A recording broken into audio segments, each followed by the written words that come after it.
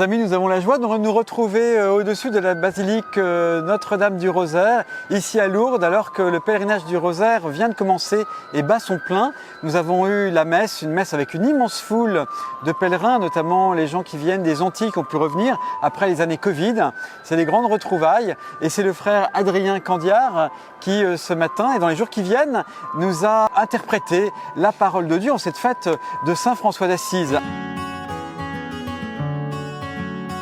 Alors Adrien, tu as pris, puisque nous célébrons aujourd'hui Saint François d'Assise, l'exemple du cher Saint François d'Assise qui a compris dans un premier temps qu'il fallait construire l'église, bâtir l'église avec l'aide éventuellement de maçons et d'architectes.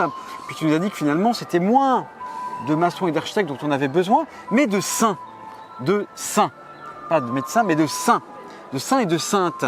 Alors, finalement, frère Adrien, quel profil de saint il nous faut pour construire, pour bâtir l'église aujourd'hui? Tu verrais ça comment? Quel style? Parce qu'il y a, il y a la petite Bernadette, il y a le curé d'Ars aujourd'hui.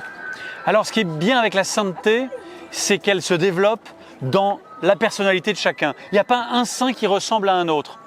On a parfois peur, quand on s'engage à la suite du Christ, que la sainteté, ça nous fasse devenir tous un peu gnangnan, un peu... Pas du tout.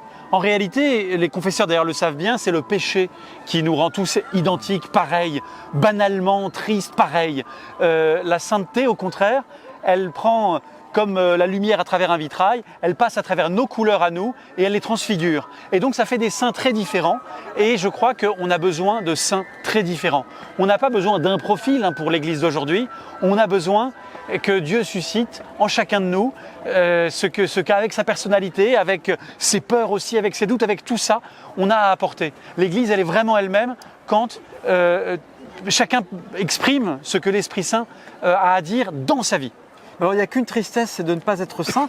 En fait, c'est la grande question pour chacun d'entre nous, vous qui êtes chez vous et puis nous qui sommes à Lourdes. Comment on peut devenir saint? Qu'est-ce qu'il faut faire? Il n'y a qu'une tristesse, c'est de n'être pas des saints, parce qu'il n'y a qu'une seule joie, c'est le royaume de Dieu.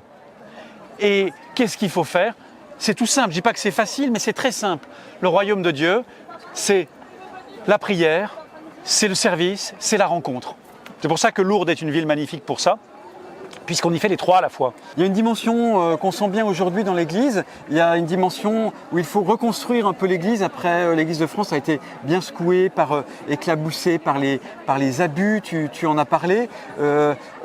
Aujourd'hui, comment on peut réussir à retrouver une forme de communion? Parce que c'est ça aussi, construire l'Église. C'est s'accepter dans nos différences et surtout dans nos complémentarités. Mais c'est pas facile d'aller vers l'autre. Le pape nous parle toujours d'une Église en sortie. Comment on peut intégrer toutes ces composantes dont on a besoin? Alors d'abord, dans un lieu comme Lourdes, on a la chance de pouvoir ensemble écouter la parole de Dieu, ensemble se mettre au service les uns des autres, et ça, c'est la base. C'est par là qu'on doit commencer. C'est pas dans des grandes théories, dans des grands projets qu'on peut reconstruire l'Église, c'est en faisant ce qu'est l'Église le plus fondamentalement, en célébrant les sacrements, en se rendant service, en se rencontrant. Ça, c'est la première étape. Ensuite, on aura peut-être le temps de bâtir des grands projets, des grandes consultations, des grands débats. C'est certainement nécessaire, mais il faut partir du commencement, qui est le Christ qui vient ici à notre rencontre. Merci beaucoup, frère Adrien. On te retrouve demain. Avec joie. Au même endroit, juste au-dessus de l'église de la basilique du Rosaire, en face de l'esplanade remplie de fidèles. Et demain, le soleil sera éclatant au rendez-vous et j'espère aussi dans vos cœurs.